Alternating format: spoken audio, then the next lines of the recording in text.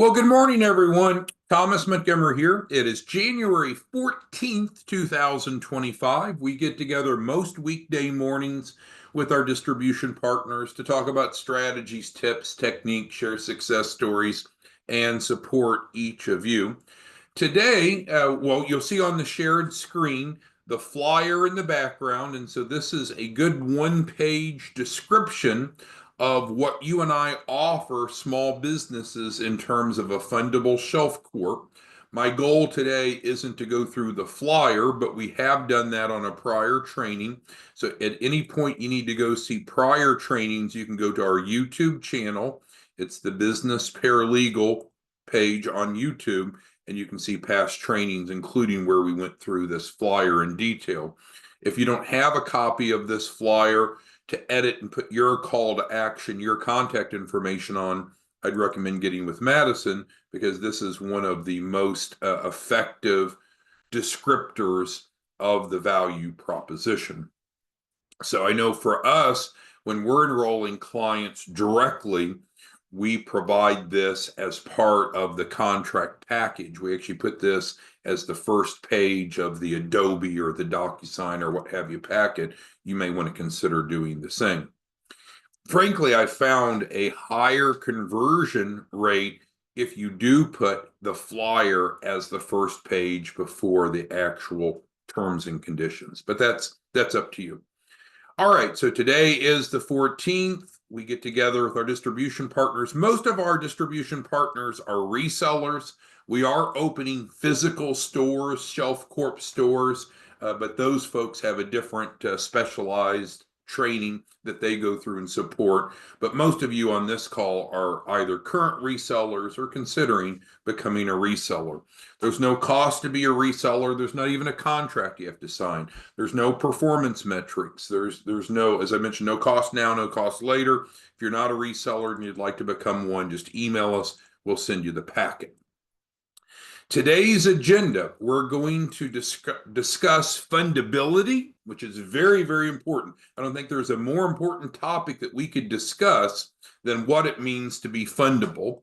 We'll answer your questions. So at any time you have questions, comments, concerns, type those into the Q&A. And then we want to leave today's session and actually go be a reseller, right? Actually go enroll clients. We have a number of you that enrolled yesterday, between 4 and 10 clients yesterday alone. So some of you, it's clicked, you see how it works, and frankly, you're not overcomplicating it. Others seem to still be thinking about it, trying to get off the starting line. Maybe today's session will help. So let's talk about fundability. And if you looked up the word fundability in the dictionary or Googled it, I'm not sure exactly what it would describe or just define it as, but in our world, what you and I do, fundability is the most important descriptor of a business. Is the business ready to receive funding? Now, if you talk to 100 different entrepreneurs, and I've done this, you ask them, hey, do you have a fundable business? 9 times out of 10, they'll say, oh, yeah, I've got a fundable business. But typically it's not. The problem is they don't even know what it takes to have a fundable business. So it's frankly an unfair question to ask them, because they don't know and they'll give you a bad answer. The most significant part of what you and I do is building financial literacy. And this is at the core of it. What does it take to have a fundable business? We've talked about this before, but I'll say it again because it fits in. There's not a lender, there's not a bank, there's not a credit union, there's not a finance company in the world that cares how bad the applicant wants or needs money. No one cares about wants or needs. Lenders have an underwriting process, and different lenders do different underwriting to determine, do they think that the client will repay, that the borrower will repay. And so that in essence is fundability. But we're going to break it down into some pieces to maybe make it more understandable to those of you that don't see the value proposition. Because what you and I do with the Fundable Shelf Corp is we're providing them a fundable business. Now, it takes 7 days to get all the paperwork transferred over, but my goodness, we can take anyone and give them or provide them a fundable business in 7 days. If we were to build it from scratch, it could take much longer, and it certainly would require a lot more effort from the client. So you and I have the solution to provide entrepreneurs a fundable business through the Fundable Shelf Corp that we could go immediately to funding. But let's dig into what fundability means. So we're going to need to start with a business, we'll call it infrastructure. Because assuming that what we're doing is helping a client get business funding, not personal funding. Because if you just want a personal loan or a personal credit card or a personal line of credit, then you don't need a fundable business, right? But that's not the space you and I are in. We're talking about business funding. So we need a business infrastructure. So what are some things that are needed? Well, we do need to have a business entity. Could be an LLC, a C Corp, an S Corp, could even in some cases be a nonprofit, but we need an entity if we want to have a fundable business. And that kind of makes sense. Now, that entity needs to be in good standing. So what does that mean? Well, we need to be filing our tax returns on an annual basis. If there are filings in the given state that it's registered in, making sure that the business is in good standing, frankly, at both the state and the federal levels. So this is where we see a lot of companies come up short. Oh, clients will say, oh yeah, I have an entity. It's been around for a year, 10 years, whatever. Well, okay, have you been filing tax returns? Nah. So you could debate with your CPA. I don't want to get involved with that.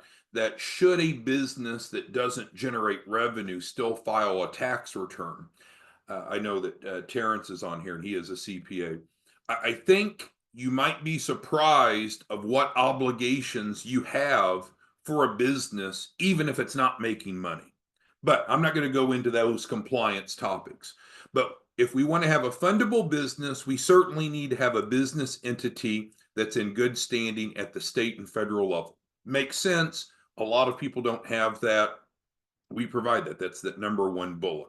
Now, with that, of course, we need to get an EIN. Well, I guess I'll go ahead and write it. We need, of course, to have an EIN, and that's free and simple. And we need to have a bank account. So those are kind of common sense. But we need to start with this. If we don't have this, anything else that you and I do is kind of irrelevant because we need to have this. This is unforgiving. This is required. One of the points we often make, just kind of as a CYA, is that there are different lenders and different loan programs, and each have different underwriting. So there's not just some list of this is what it takes to get funding, because it depends on what type of funding, which lender, and what type of loan program. But I do feel comfortable that this is a core item that's needed. I hate to say 100% of the time because someone will prove me wrong, but in general, this is always needed. So we provide that with the Shelf Corp. Again, you'll have clients that say, oh, I don't need that. I have these elements in place already. Well, great. There's still more that's needed, but since we know this is needed, we've built it in to the Shelf Corp. Now, next, we're going to need a document set. And this is actually referred to in the industry as a loan package. Now, this can become a bit more variable because different lenders and different loan programs may have different requirements, but we're going to talk in general, kind of what's normally needed. So what's normally needed is a business plan. We help clients develop a business plan. It's the second bullet here, for free. Well, actually, with the Shelf Corp, I take it back. We provide them a business plan. It's already created and ready to go to funding. So this is a great point that differs if we're doing a buy versus a build. If we're building a fundable business, then we're going to need to create this, and that's going to take time and effort from the client because all the ideas are in their head, and we've got to get them out of those ideas out of their head in a useful format. But with the Fundable Shelf Corp, they don't have to do anything. The business plan is developed, it's ready to go. It as well as these elements are ready for funding. But regardless of us, regardless of the Shelf Corp, we're going to need, if we want to have a fundable business, we're going to need to have a business plan. Now, you can look at a business plan and say, oh, I don't really want that. That's a waste of my time. I'm experienced. I know what I want to do. But what we're trying to do is to demonstrate to the lender so they understand what you want to do and what you want the money for and how much money. So the business plan is important both internally, which is not my focus today, and externally to get approved. Kind of associated with the business plan, we're going to need financial projections. Now, when we get to financials, there's a lot of misunderstandings. So, from a financial topic, there are financials that are historical, which means what's happened in the past. And then there's projections, which means what's going to happen in the future.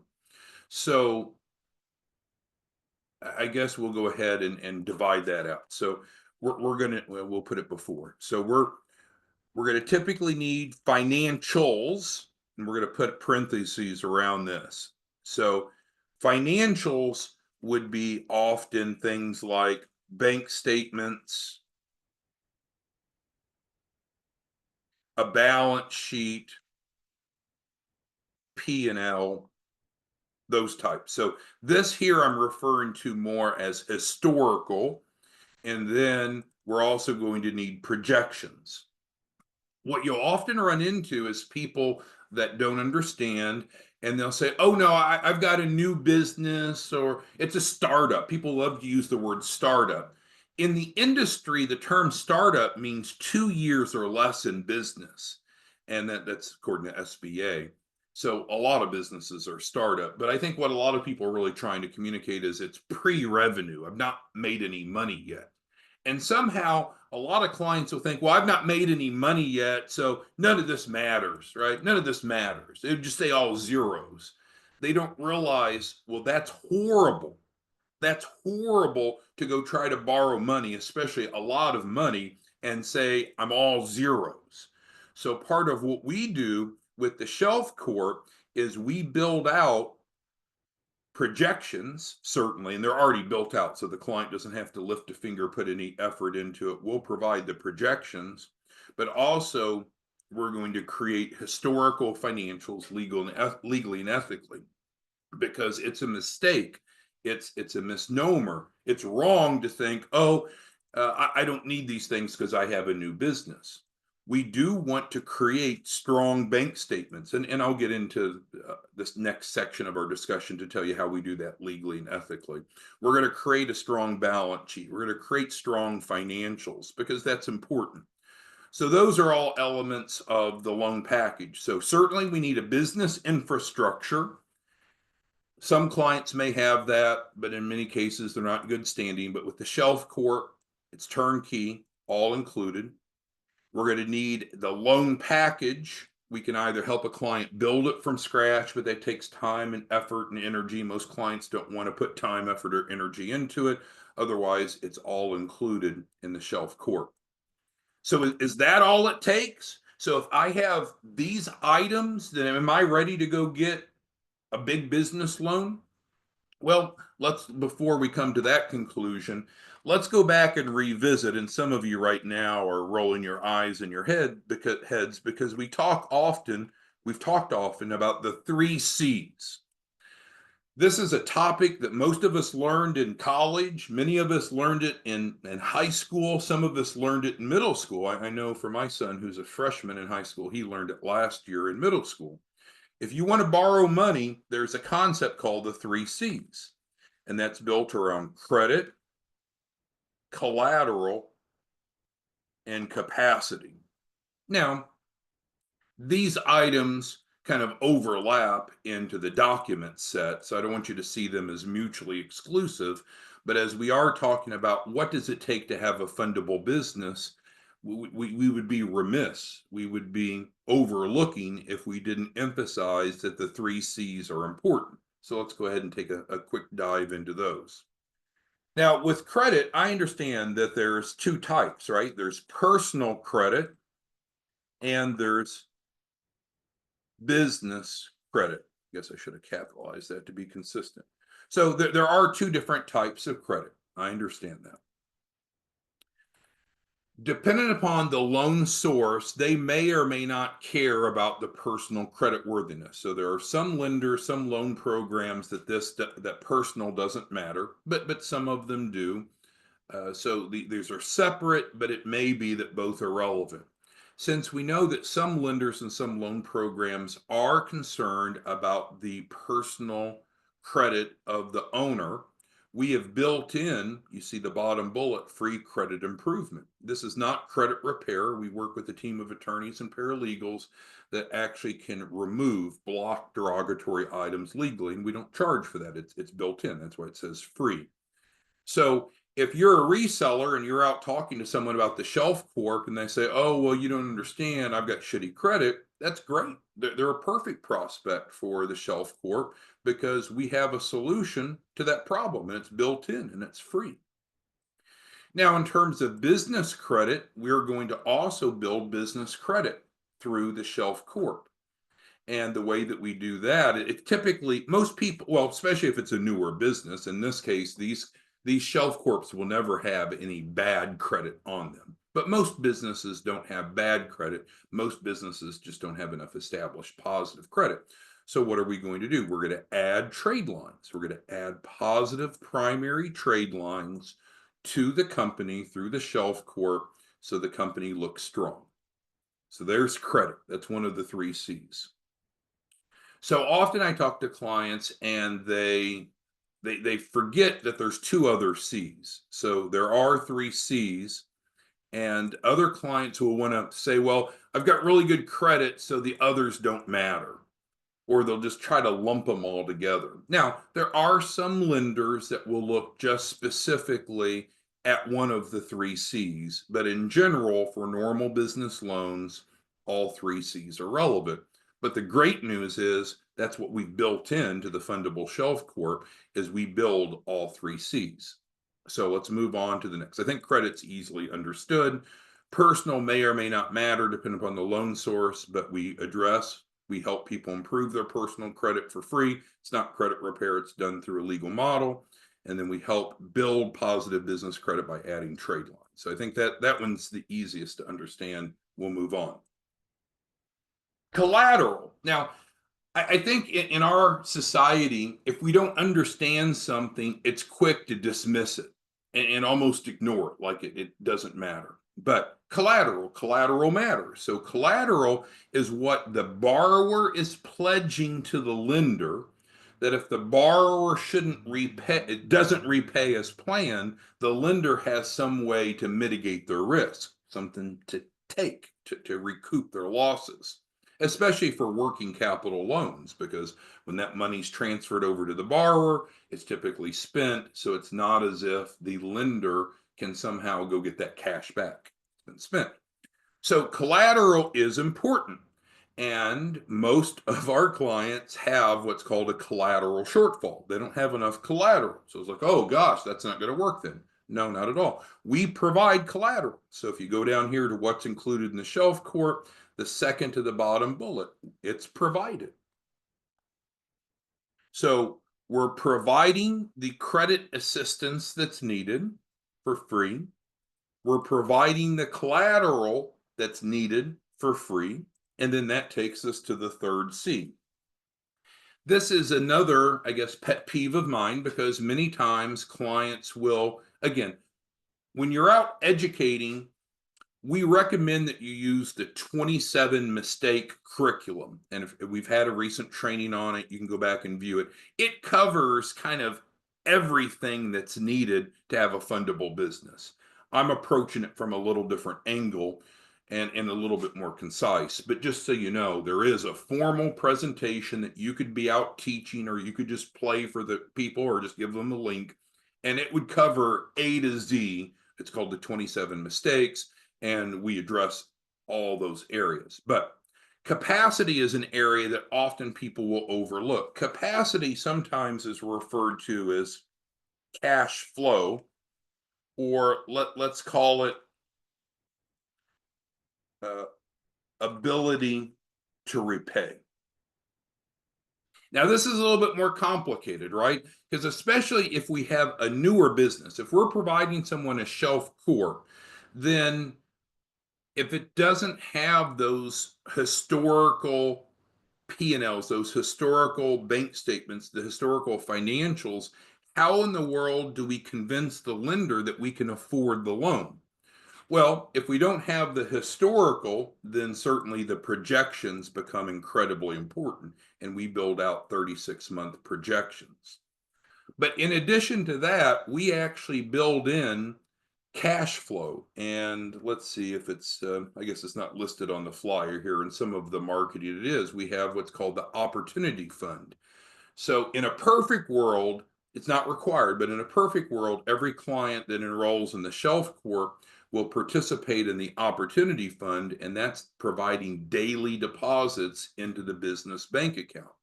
So with that, we've been able to meet all three of the C's. All right, see, Ernest is asking about the fourth C, and you're right. So there's technically more than three C's. Ernest is calling me out on it, but the fourth one we normally don't talk about the same way, but we'll go ahead and talk about the fourth C.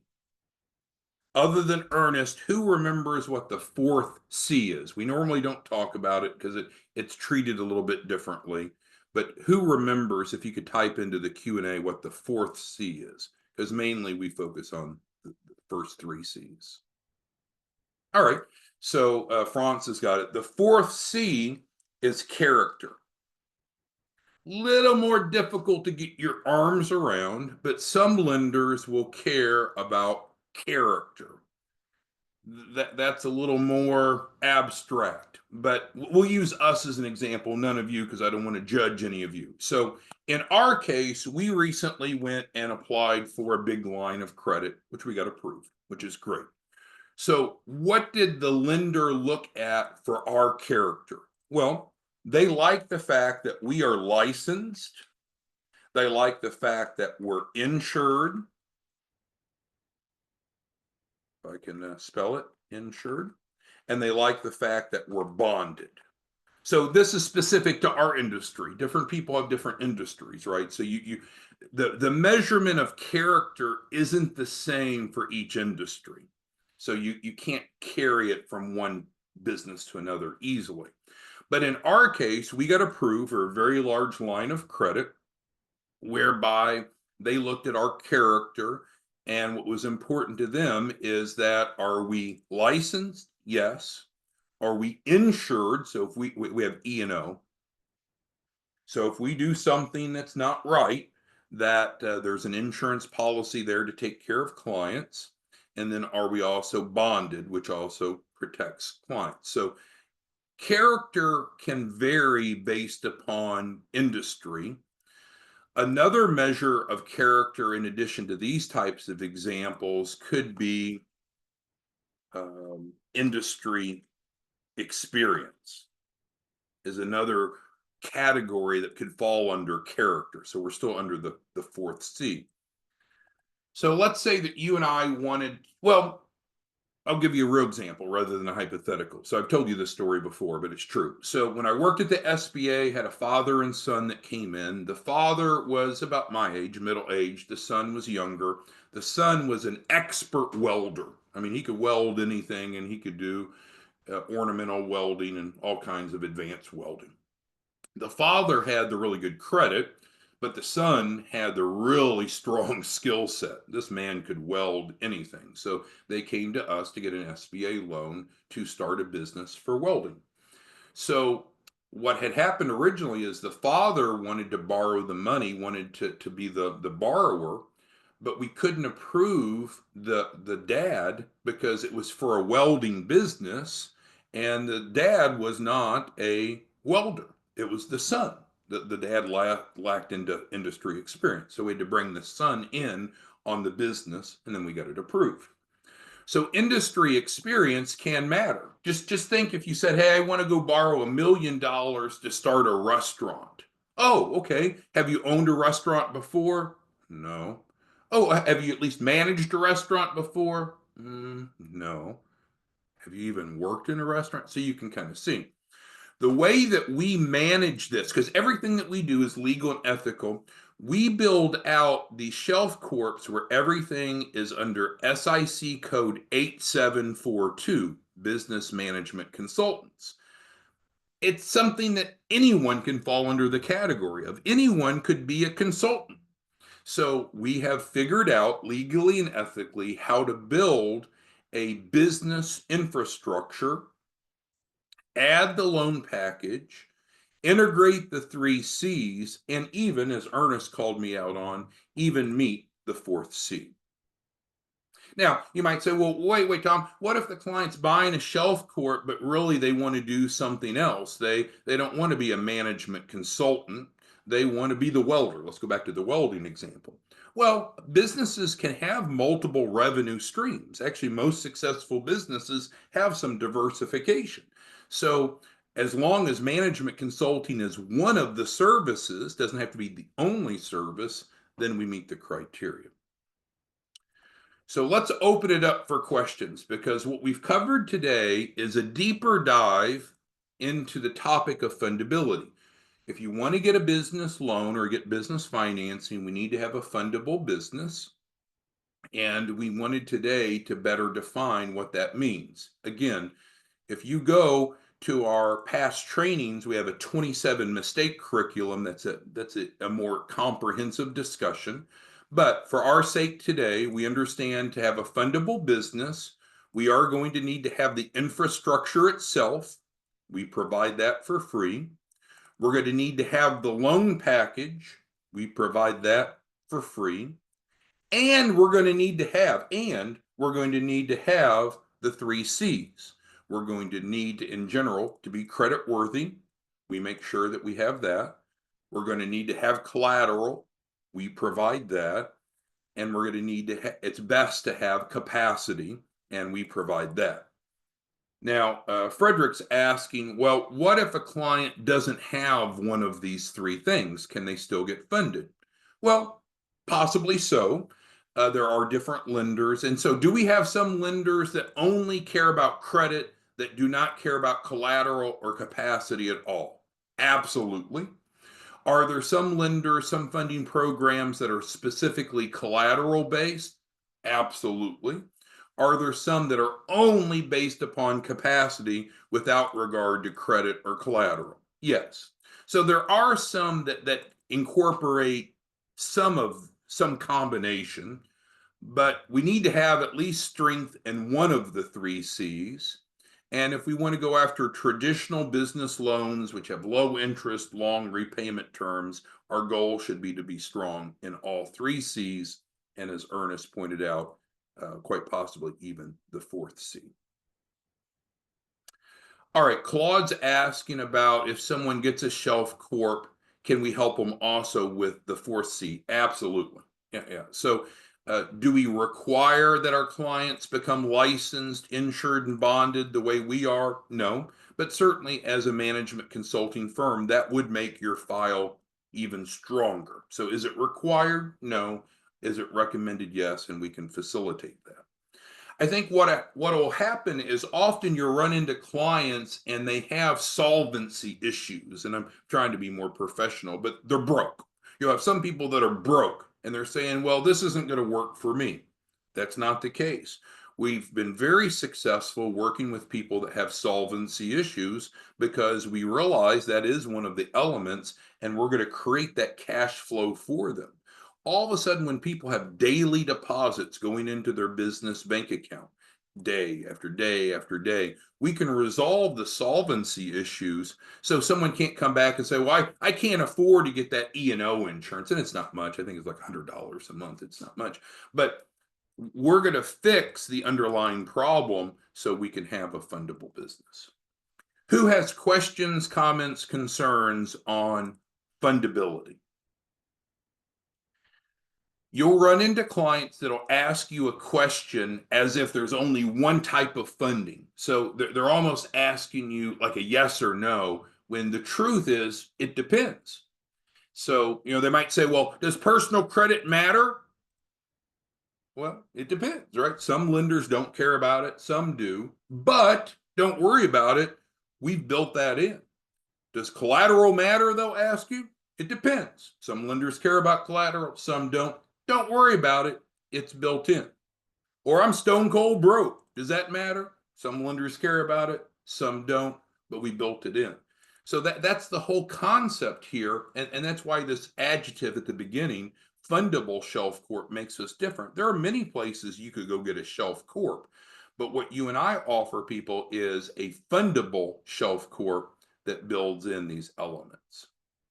So with that being said, if you're not a reseller and you'd like to be a reseller, we've had separate trainings on that, but you're welcome to become a reseller. Real simple, no contract to sign, no money to pay now or ever. If you need to just speak with someone, give Madison a call. If she misses your call, she'll be pretty good about returning your call. Looked like we ran out of capacity on voicemail space yesterday, so some of you called after 8 p.m. yesterday and voicemail was full, but we normally clear it out each day, but we didn't clear it out soon enough. So we're good to go. If she doesn't answer your call, she's good about calling you back. Past trainings here. We get together for our Zooms each morning. Anything else that you need from me today? But the goal is let's go help people, right? You can become a reseller for free. You pick pricing. Most of you are making $5,000 up front.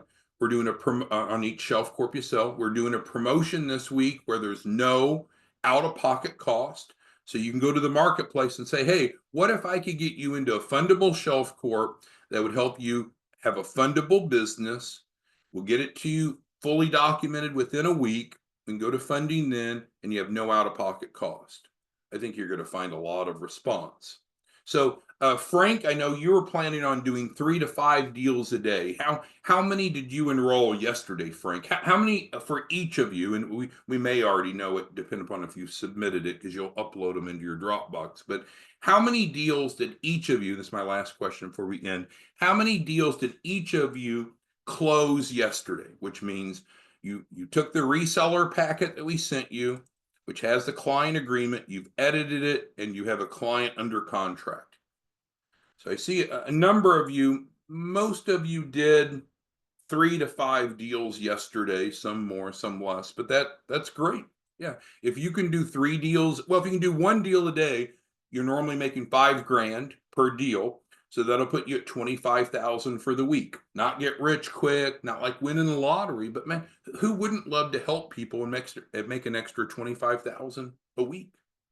All right, with that being said, I've ran long. I apologize. Give Madison a call if you need anything, 903-352-3390, and we'll see you back tomorrow morning. Have a good day, everyone.